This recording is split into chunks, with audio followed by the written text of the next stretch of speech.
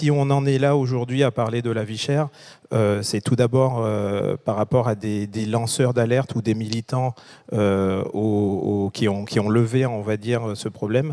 Le RPRAC récemment, mais aussi avant, on avait également, il y a quelques années, les syndicats, etc. Ce problème de la vie chère, on a même l'impression que c'est minimisé. On entend partout les 40% de vie chère, sachant déjà que 40% par rapport à l'Hexagone. En euros, en exactement. Martinique, on paye 1,40 € pour l'alimentaire, sachant également qu'il faut aussi dire à tout le monde qu'il n'y a pas que le problème de l'alimentaire. Il y a l'automobile, il y a les pièces détachées, il y a les matériaux de construction dont on ne parle pas suffisamment. Et ces 40%, on a même l'impression que c'est minimisé, parce que si on prend, je suis allé moi-même chercher sur l'INSEE les produits, le panier moyen que je n'ai pas trouvé. J'ai fait moi-même mon panier moyen. Et lorsqu'on regarde, il y a un site qui s'appelle Kiprix qui permet d'avoir les prix sur la Martinique. Lorsque vous analysez, que vous comparez au prix de l'Hexagone, on arrive très largement au-dessus de 60%. J'ai fait mon panier moyen à moi. On arrive très largement au-dessus de 60%, sachant que les revenus par habitant sont également inférieurs à l'Hexagone. Donc le delta est au-dessus de 60%. Donc oui, la vie est plus chère.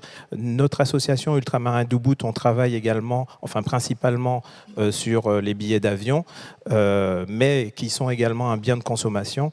Et là aussi, de par le fait qu'on n'ait pas cette continuité territoriale, on a cette différence en tout cas de rapport à tout ce qu'on achète qui est supérieur à quelqu'un, un autre Français de l'Hexagone dans sa vie courante.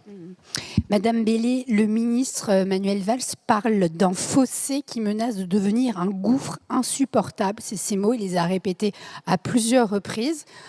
Ce gouffre, c'est entre l'Hexagone et les Outre-mer. Est-ce que vous partagez cette inquiétude? Est-ce qu'on est à la limite de l'explosion sociale? Bonjour à toutes et à tous, et en effet merci au point d'organiser cet événement et de nous donner l'opportunité de décrire ce qui est notre situation.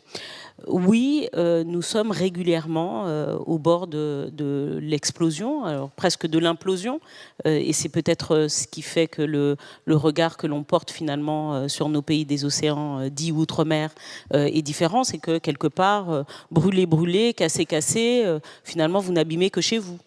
Bon, et donc on prend tout le temps, trop de temps à régler les difficultés qui sont des difficultés majeures qui ont été décrites précédemment, qui sont que les biens et services évidemment sont plus chers. Alors nous ne sommes pas des angélistes et baignés d'une totale illusion, bien sûr que si le marché sur lequel nous nous fournissons se situe à 8000, 9000 km, à 3 jours de bateau et arrive chez nous, bien sûr qu'on a conscience qu'il y a de la logistique et des frais qui vont être complémentaires. Bon.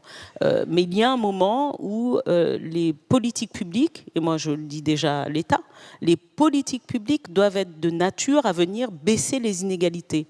On ne peut pas considérer un marché insulaire qui se dote essentiellement sur le continent notamment européen.